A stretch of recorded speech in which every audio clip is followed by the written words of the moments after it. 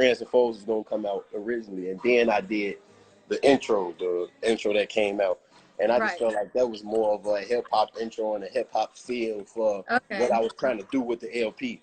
Now, after I put that original intro out, Friends and Foes was more true to me, to G Herbo, who I am as an artist and as a man. So I didn't want to really hit the world with that because a lot of people don't really know me.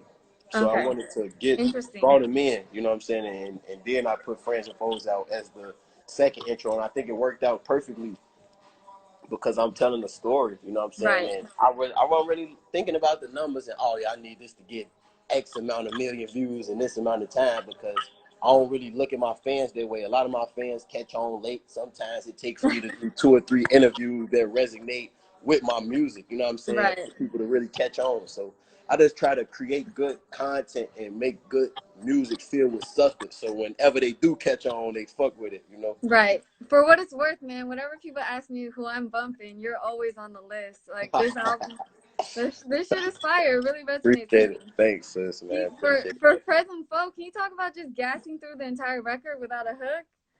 Yeah, that's how I learned how to rap. I ain't gonna lie, I always was that rapper that never knew how to record hooks. And I used to rap for 2 or 3 minutes. You know, Mick will tell you, Bibby will tell you. Like when I first started rapping with Bibby, he made all the hooks. So really? Yeah, he made every hook that we ever did when we first started rapping. Yeah, I never made hooks. That's why I didn't know that. That's fire. I didn't know how. So, I don't know. It's just I was just being true to myself, telling my story. The first line is, "Where would I be without rap?"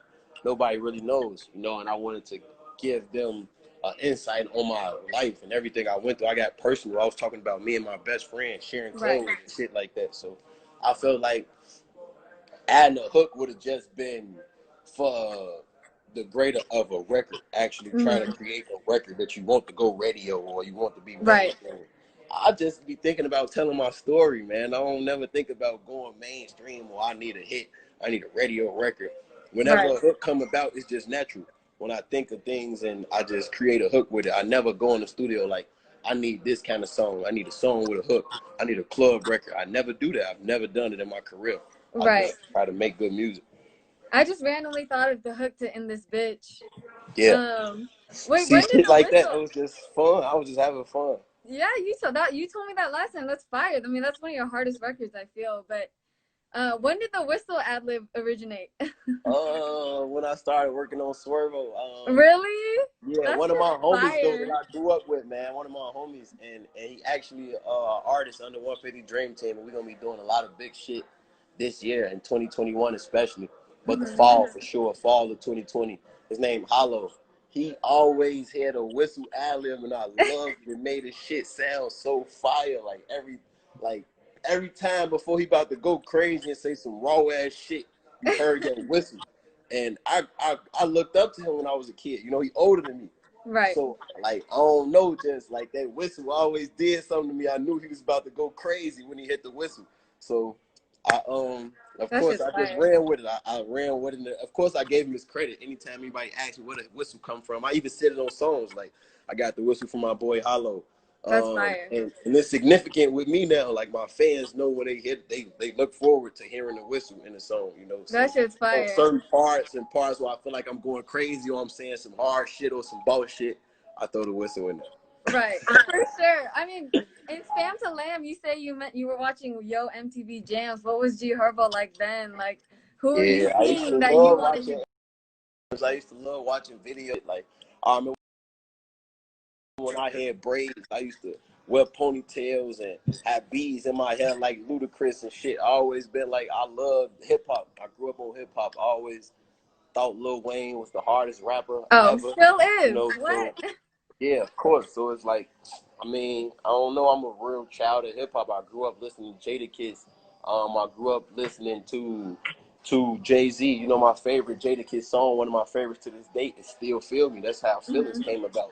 So it's like, I don't know, man. I used to really watch Yo MTV Jams in the trap with my homies and them, and we trying to make a way selling weed and shit like that. And now I'm here. Now I'm actually one of these people on the countdowns when it comes to, you know what I'm saying, BET and MTV Jams and world premieres and shit like that. So I'm only saying that to give inspiration and motivation to my fans. Like I was once watching these same shits, and now I made a way. It was never a time where I'm like, I need to be a rapper, man. I need to make it and rap. You know what I'm saying? I found something to rap about. I found something that was true to me, that was important to me, and that was being a product of the streets and trying to use my voice and my platform as not even a way for the world. Like, my homies lived through me, through my music. Since I ever picked up a microphone, since I ever spit a bar, my niggas, my homies who I grew up with from 79th to Essex, they felt my music. You know what I'm saying? I made people cry to my music before I ever made a YouTube record. So that was enough for me to keep going. You know what I'm saying? People live through me with my music, and that's why I do it to this day. That's super fire, man. We'll talk about, I know you have Dirk and Uzi on the deluxe.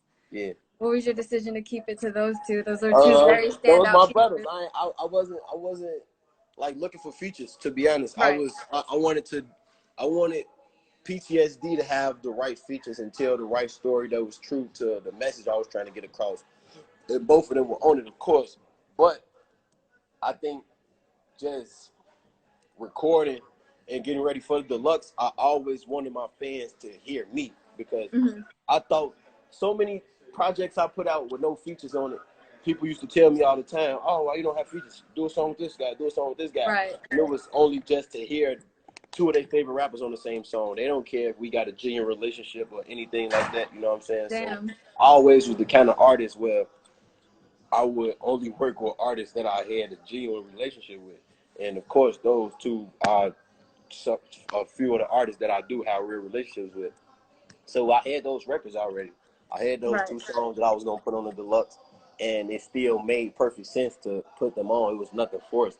I don't like my music to feel forced or anything like that, you know what I'm saying? So those two features made perfect sense. Deluxe was just a deluxe version of me, of PTSD, of the message I was trying to get across. So I didn't even want to lean too much towards features, and the fans liked it, you know. I ain't really heard no bad criticism.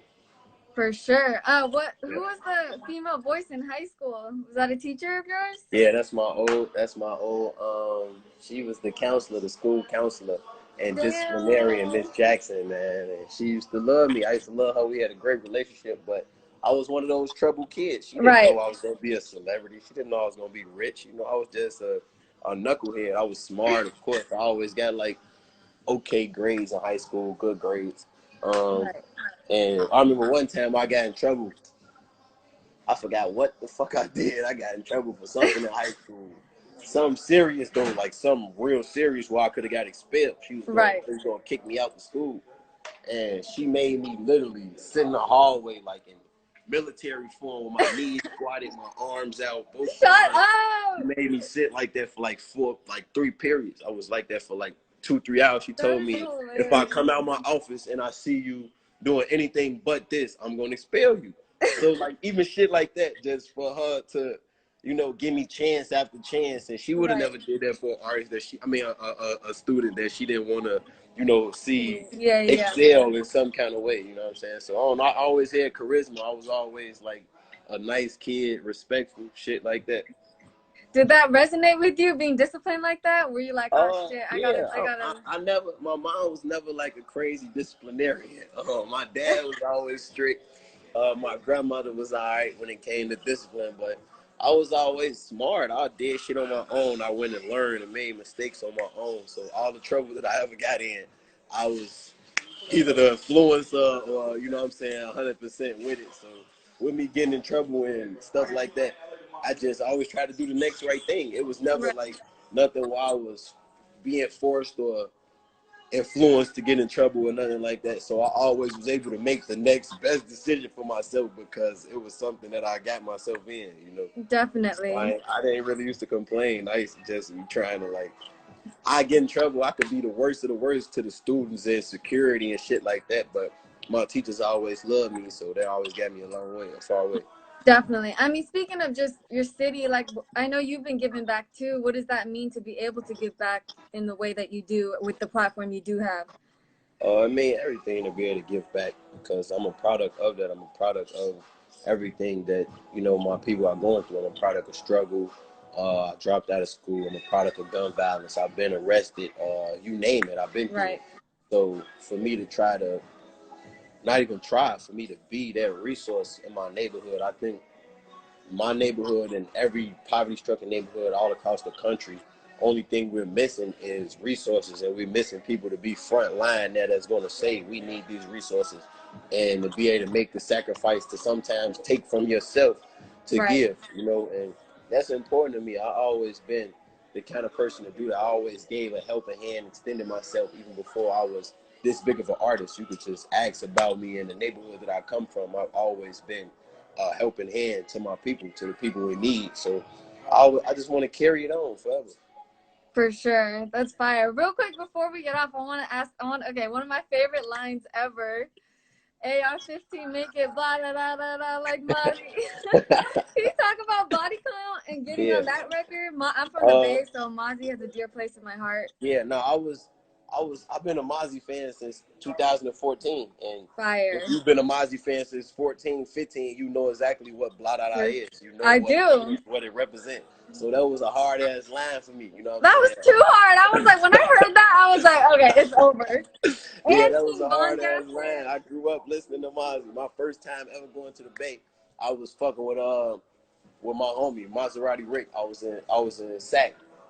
And he put me on Mozzie because of course they know each other. So I was up on Mozzie. I was listening to it. The first song I ever heard was Blah Da Da. I went back to Chicago. No way. I played it. Yeah, first song I ever heard. I went and played it for my homies back in Chicago, and one day my homie picked me up in the car playing that shit on his own. You know what I'm saying? So it was like, after that we was just locked in. Like, I fuck with it, my homies fuck with it. You know what I'm saying? So I don't know. That was that line. I wanted to do that so everybody who fuck with me and fuck with Mozzie, and even his homies, gonna appreciate that line. You know what I'm saying? That's a nigga that I genuinely fuck with. I want to see him. Me too. It's crazy because when I heard it, I'm like, how the fuck did he think of that? Like, yeah. That shit's fire. I came up on Mozzie, so I ain't no newbie, man. So that's why I was able to say that. That's a real one. If you know Mozzie, you know exactly what Blah Da Da is. Exactly. All that. That's fire. How's your son holding up? He good, man. He great. He getting bigger, growing like a weed.